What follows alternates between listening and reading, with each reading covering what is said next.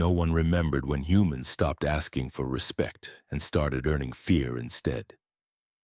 Across the stars, empires whispered one warning: never provoke a species raised by storms, sharpened by struggle, and united by loss.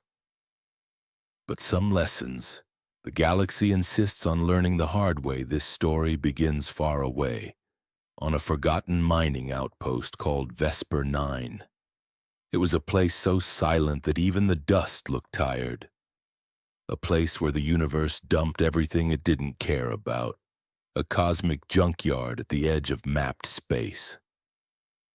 Here lived one man, Rylan Ward. He was a mechanic nobody noticed, fixing machines no one remembered, on a world the galaxy had stopped mapping decades ago. Rylan wasn't special. He wasn't a soldier, not a hero. He was just a quiet human trying to survive the kind of loneliness that eats thoughts from the inside. He spent his days in the greasy glow of his workshop, the hiss of a plasma torch his only company. His hands, stained with engine oil and calloused from years of work, knew every bolt, every wire, every failing component of the outpost's ancient machinery. He kept the lights on, the air breathable and the water flowing, a ghost in the system that everyone took for granted. In a community of a few hundred souls, Rylan was the most invisible of them all. He preferred it that way. He just wanted to be left alone, to do his work, and to make it to the next day. Until one morning, when the sky tore open. The alarm screamed first, a shrill, piercing wail that shattered the colony's perpetual silence. Then the ground shook, not like an earthquake, but a deep, resonant shudder that vibrated through the very bedrock of the planetoid. The air itself rippled, like heat haze on a summer road, and the horizon lit up with shimmering, unnatural violet flames. The Khar'Sek Dominion had arrived. They were an ancient, ruthless empire known for their cold, calculated efficiency. But they hadn't come for conquest.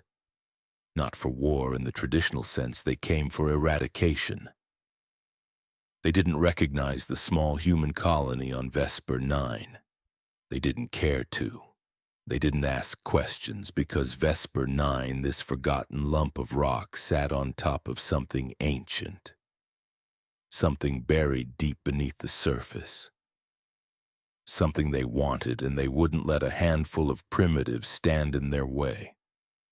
Their ships descended like metallic locusts, sleek and obsidian black against the alien sky beams of violet energy lanced down, not at buildings but at the ground itself, beginning a systematic, brutal excavation. The colony's small defense grid designed to ward off pirates and asteroid strikes was swatted aside in seconds. Panic erupted. By the time the colonists realized what was happening, that this wasn't a raid but an extermination, it was already too late. Chaos reigned as people scattered, trying to find shelter that simply didn't exist. But in the heart of that chaos, one man didn't run. Rylan Ward, the invisible mechanic, saw the falling ships not as an end, but as a problem to be solved. As the world came crashing down, he ran toward the danger, toward the sounds of collapsing structures and screaming colonists. He dragged stunned and injured survivors into the deep maintenance tunnels he had welded and reinforced himself over the years. These weren't designated shelters, they were the outpost's guts, a maze of pipes and conduits that only he truly knew. Down in the darkness, with the world above being torn apart, a different kind of human nature began to awaken. As the Dominion's energy lances scoured the surface, Rylan went to work. He rerouted broken power lines with his bare, insulated hands, sparks flying around him. He patched critical air leaks with scrap plating ripped from derelict haulers. his torch sealing the metal with a desperate hiss. He jury-rigged the ventilation systems, coaxing life back into them using tools that should have been in a museum. Days turned into a week. Hope began to dwindle. Someone, a young geologist with fear in her eyes, finally asked the question on everyone's mind. Her voice a ragged whisper in the gloom. How? How are we still alive? Rylan, his face smudged with grime and lit by the glow of a data pad, didn't even look up. Humans don't quit. Not today. That simple phrase became a mantra, a spark in the suffocating darkness. Word spread through the tunnels. The quiet mechanic, the man no one ever noticed, was defying an entire empire with nothing but scrap and sheer stubbornness. And up above, for the first time, the Khar'Sek hesitated. Their scans showed pockets of life persisting, defying all logic. The humans weren't just surviving, they were adapting, improvising. They were becoming dangerous. The Khar'Sek commander, a being of cold logic and millennia of conquest, grew impatient. This was supposed to be a simple cleansing. He ordered his ground troops to breach the tunnels and eliminate the remaining resistance. Armored warriors, bred for shock and awe, descended into the labyrinthine darkness, their advanced weaponry lighting the way. They expected to find a few dozen terrified, starving colonists. A dying colony huddled in fear. Instead, they found the machines Rylan built.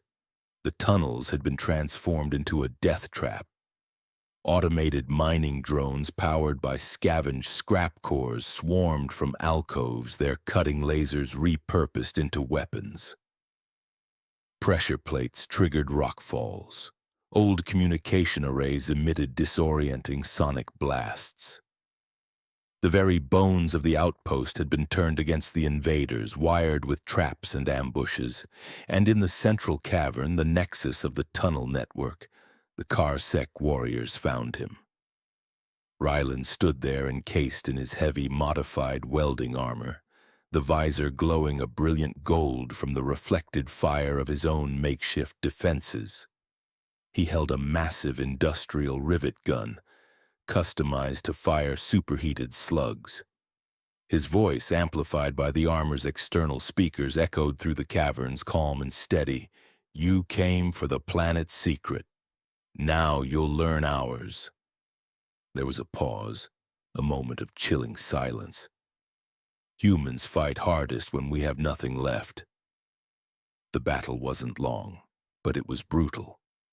The Khar'Sek's superior technology was useless in the tight, unpredictable confines of Rylan's maze.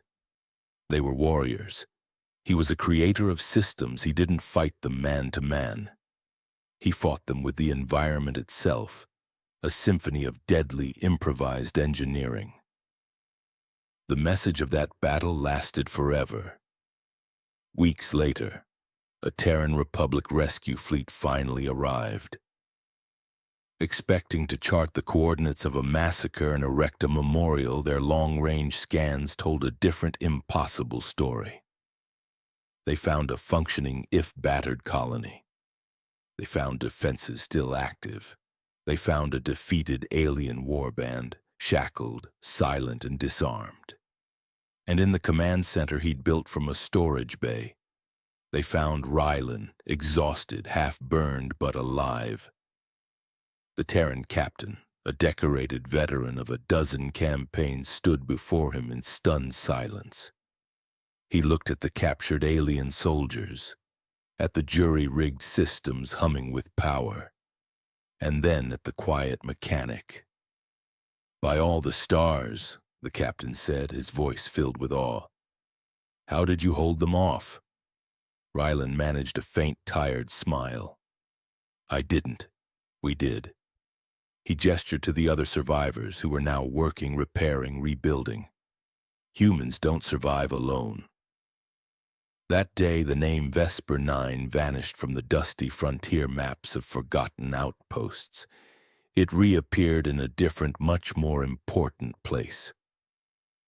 the galactic records of species not to be provoked. Because on that day, the rest of the galaxy finally truly understood. You can corner a human. You can outnumber a human. You can even overpower a human. But you can never, ever break one. Thanks for watching. If you enjoyed this story, don't forget to like, subscribe, and hit that bell for more tales from across the galaxy.